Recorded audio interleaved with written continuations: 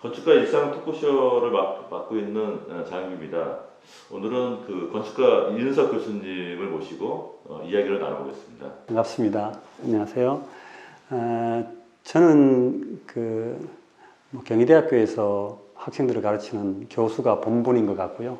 그러면서도 아틀리에 코마라고 하는 조그마한 작업실을 통해서 학교에서도 얘기하고 또 제 삶에서 얘기하고자 하는 건축을 실제로 실현해 보기를 노력하고 있는 건축가 이윤석입니다.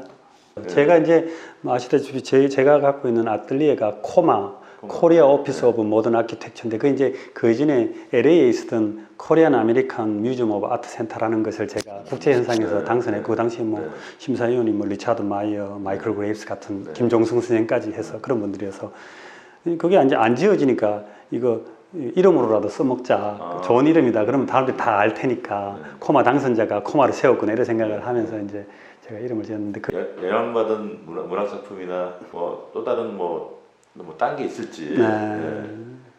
그 이제 제가 그 문학 작품이나 이제 책을 얘기하면 저는 이거 너무 좀 극단적인 표현을 하나 싶어도 제일 영향을 많이 받은 책은 성경책이에요. 저는 지금 현상 설계 같은 거 할 때마다 성경책을 가지고 많이 이렇게 갖고 와요. 근데 성경책이라는 것이 인간의 어떤 물론 이제 신앙적인 걸 차치하고도 엄청난 문학적인 그 배경을 갖고 있으니까 어떤 것도 다 성경책을 인용을 하면 거룩해져요. 그리고 선언적이 돼요. 그래서 이제 그런 얘기를 제가 열린다, 비운다 이런 게 다 성경에 다 있거든요. 물론 또 불교 경전에도 또 그런 게 있을 수 있지만 그래서 성경책을 이제 저는 많은 영향을 받고 있는 것 중에 하나. 지금 보니까 세문안교회가 굉장히 핫이슈인 것 같아요. 네. 제가 봤을 때도 굉장히 그 건축적인 완성도가 굉장히 높은 것 같고 앞면이 이렇게 곡선으로 움푹하게 들어가 있죠. 그 자체가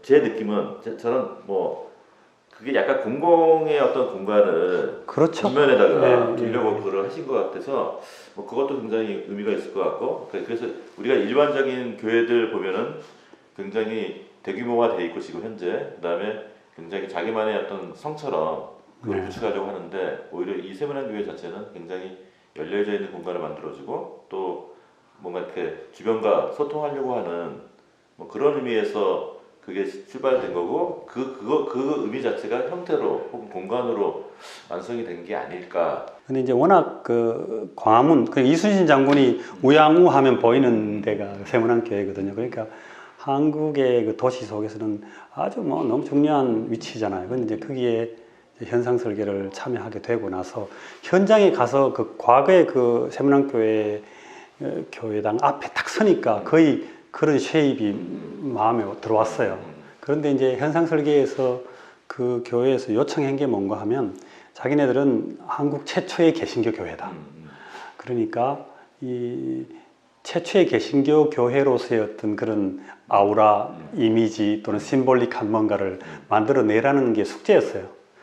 이제 그러면서 그분들이 첫 번째 교회를 표현하기로 우리는 한국 교회의 어머니 교회다는 말을 말씀하시더라고요. 그래서 어머니가 뭘까 하는데 저는 이제 어머니가 동정녀 마리아라든지 그런 휘장이 있는 그런 것보다 어머니가 결국은 품이 아니겠는가 그런 생각을 하면서 우리 현재 그 건축에서 많이 얘기하고 있는 그 공공성, 외부 공간에 이렇게 위조된 외부 공간 이런 것들이 동시에 많이 이제 생각이 되면서 어머니 품을 상징적으로 디자인한다면 움푹하게 들어가서 큰 그 세문안 길을 가다가 안으로 들어와서 물러나는 그런 광장 또는 마당을 가지면 되겠다 그런 생각을 한 것 같아요.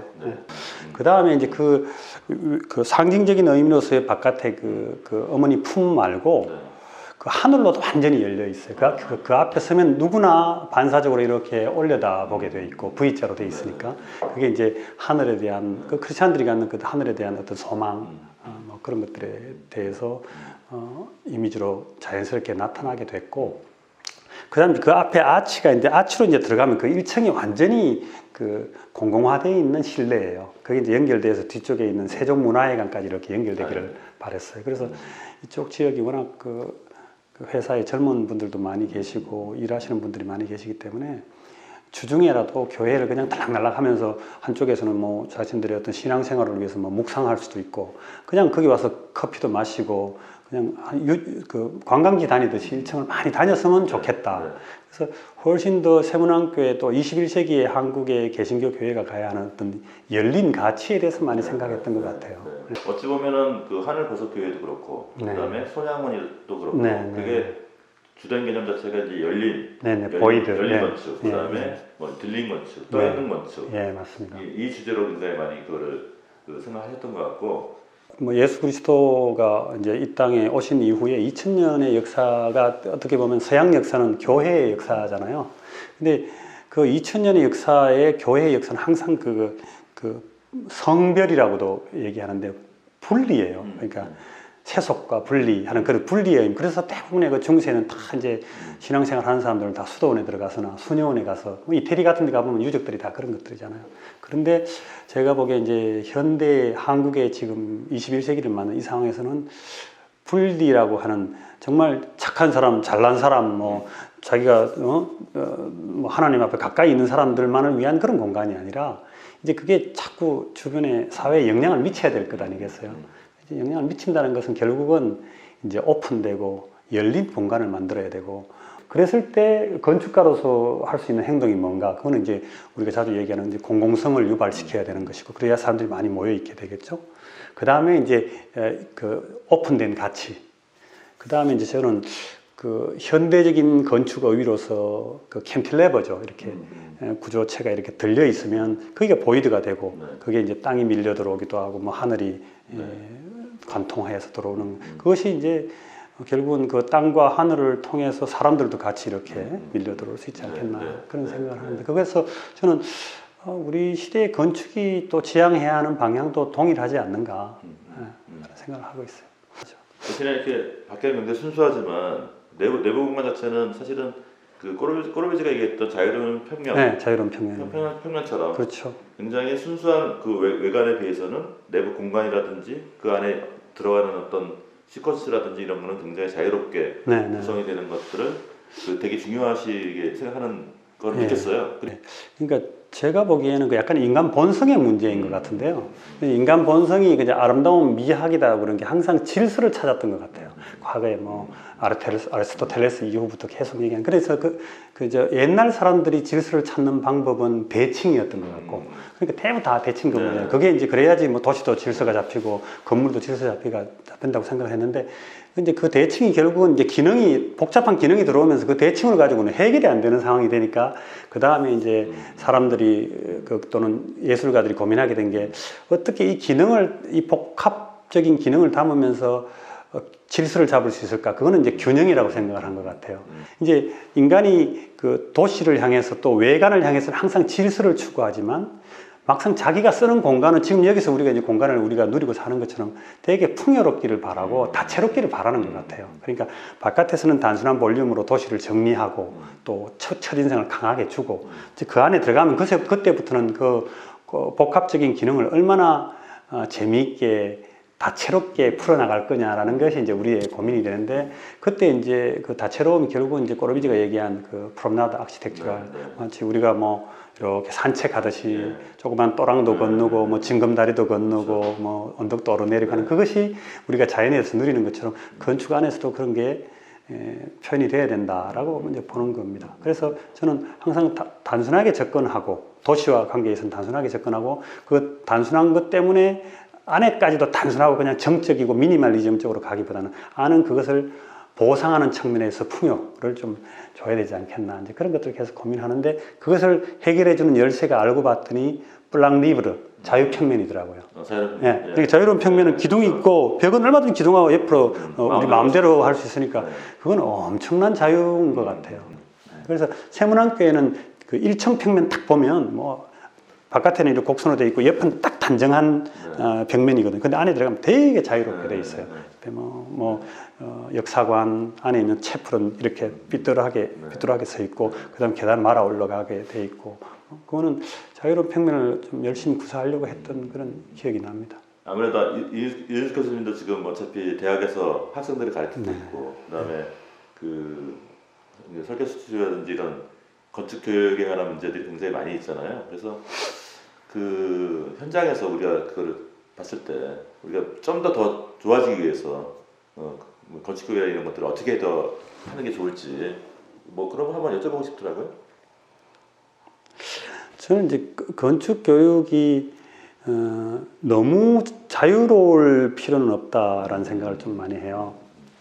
이제 교육이기 때문에 그래서 교육을 해서 전달할 수 있고 우리가 만약에 알려주고 가르쳐줄 게 있다면 저는 조금은 뚜렷한 것을 이제 그 학생들한테 전달해 줄 수 있고 그 다음에 이제 아이들에게 확 자유를 줘야 될 것 같아요. 그러니까 저는 이제 기본이 좀 철저하게 전달이 될 수 있는 것이 중요하지 않는가라는 생각을 많이 하게 되더라고요. 그래서 그러면 이제 그 교육 얘기하면 결국은 이제 우리 선생인 그 앙리 시리아니 선생을 얘기할 수 있는데 참 재밌는 게 이제 파리의 대표적인 학교가 한 크게 이제 2개 정도가 있으면 저희가 다녔던 이제 건축 8대학 그러니까 벨빌에 있는 대학이 있고 또 하나는 이제 뭐 어느 대학이라고 얘기하면 그분이 기분 나쁠 수도 있으니까 이제 좀 훨씬 더 자유로운 개방대학 같은 데가 있어서 이제 한국의 학생들이 주로 이 2군데를 많이 갔어요. 2군데를 많이 갔는데 이제 주로 이제 이쪽 출신이거나 이제 이쪽 벨빌 출신이거나 그런데 한국 학생들한테는 이 벨빌 출신들이 되게 적응을 잘하더라고요. 왜냐하면 딱 맞는 교육을 딱 한정된 교육을 매겨주니까. 그런데 이제 지나고 보면 이쪽에서 그 벨빌이 아닌 데서 대가들도 많이 나와요. 그 사람들은 진짜 정말 자유롭게 던져버리니까 실패도 많이 하지만 대가도 많아요. 그래서 어떤 교육이 바람직하냐 그러니까 뭐 답은 없는 거죠. 답은 없는 건데 제가 하는 교육에 있어서는 내가 아이들이 저한테 와서 이제 뭔가를 전달한다는 입장에서는 너무 구름 잡는 소리, 너무 모든 건 네가 알아서 해봐봐, 뭐 만들어봐 이런 것보다는 저는 어느 정도 가르칠 수 있다. 좋은 건 좋은 거다라고 이렇게 지시는 해줄 수 있다고 보는 입장이에요. 되게 그거는 어떻게 보면 약간 보수적인 거죠. 그런 교육법을 저는 지지하는 편이에요. 그 맨 처음에 시작하는 거의 그 의미 자체를 이렇게 한다고 들었던 것 같아요. 만약에 기둥을 우리가 건축에서 기둥을 세웠다고 하면 기둥 하나가 갖고 있는 그 의미 자체를 그러니까 제대로 알 때까지 뭔가 토론하고 한 달 내내 그걸로 돌리죠. 그러니까 기둥의 의미, 벽의 의미 이거 자체에 대한 아주 기본적인 그런 그 가치나 그거에 대한 그 이야기들을 우리가 정확하게 알 필요가 있다라는 거가 사실은 그게 기본으로 시작되는 거죠. 제가 아까 우리 그 시리아니 선생님에 대해서 얘기할 때 그 사람이 저한테 준 것 중에 제일 큰 기억이 가두는 거다. 공간이란 가두는 거다. 그거 사실 쉬운 말이고 누구나 깨달으면 또 금방 깨달은 얘기긴 한데 그렇게 딱 정리해 주니까 수가 팍 오는 거예요. 근데 그게 가두는 게 결국은 벽에 의해서 가두어지거든. 그런데 그 사람이 얘기할 때 딱 가두는 거는 벽 2개만 되면 그때부터 가두어지기 시작하고 그때부터 공간이 시작된다라고 얘기해요. 그러니까 딱 이렇게 되면 여기 공간이 딱 생기잖아요. 근데 그게 그냥 그렇게 듣고 지나갈 일이라고 생각을 했는데 세월이 지나 보니까 제가 도시 같은 거대한 뭐 아파트 단지를 계획하고 뭐 큰 도시를 계획할 때도 여전히 그게 유효해요. 도시에서 광장을 만들고 뭔가 한정된 뭔가를 만들 때 그게 결국은 가두는 거더라고요. 그렇죠. 이제 그런 것들을 보면 작은 것 하나 그러니까 조그마한 집안에서의 기둥이란 측면도 있지만 그 오벨리스크처럼 그렇죠. 저기 워싱턴 광장이나 콩코드 광장에 있는 그런 것도 도시 전체에 하나가 놓여지는 기둥일 수도 있으니까 그것에 대한 기본적인 그 이해와 습득은 되게 중요할 것 같아요. 그래서 그런 측면에서는 저는 교육이 그러려면 이제 선생님들도 확신이 좀 있어야 되지. 근데 선생님들이 확신이 없다 보면 그냥 뭐 애들한테 자유를 주는 게 좋지 뭐 건축이란 가르칠 수 없는 거야 애들이 알아서 하는 거지 이렇게 자꾸 얘기를 하는데 가르칠 수 있는 부분이 있다고 저는 생각을 해요. 그래서 자기가 적어도 훈련되고 아는 사실에 대해서는 좀 전달해 주면 그들에게는 좋은 기초가 되고 우리가 뭐 그림을 그리거나 뭐 사진을 찍거나 그럴 때 항상 왜 뭐 공간의 깊이를 나타나기 위해서 한쪽에 이렇게 나무를 둔다든지 한쪽에 산을 둔다든지 그래서 참 멀리 있는 걸 찍잖아요. 그것처럼 우리가 이게 그 하나의 기댈 때가 있다는 게 되게 출발이 좋은 것 같아요. 그러니까 그 왜 육상 100m 달리기 하는 사람들 처음에 출발할 때 거기 이렇게 뼈 쭉 튀어나와서 발바닥을 탁 받쳐주는 거 있잖아요. 거기서 그게 탁 튕겨 나가니까 훨씬 더 빠른 기록을 낼 수 있는 거랑 마찬가지로 대개 건축의 근본적이고 근원적인 것에 대해서 확실히 이해를 하고 있으면 어떤 자유로운 건축을 하더라도 훨씬 더 빨리 갈 수 있고 정확하게 문제들을 풀어낼 수 있는 도움이 될 수 있다고 봐요. 이제 그런 것들을 같이 이제 공감을 하는 것이 교육의 첫 번 시작에서는 되게 중요할 것 같다는 것을 저는 생각하고 있고 그렇게 배웠고 이제 그것이 공감하는 입장이죠. 예.